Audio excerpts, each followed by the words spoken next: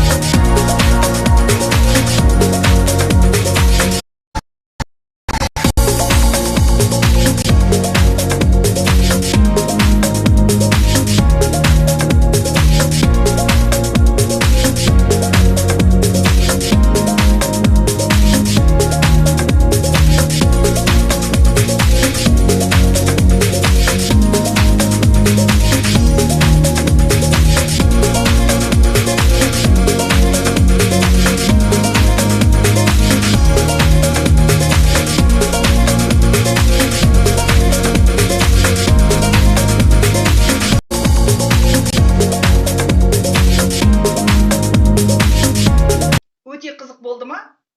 Енді келесі видеомда мен безеуді жақсы кетіретін ақпарат беретін боламын.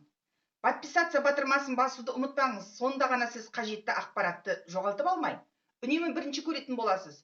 Сау болыңыздар, көріскенше.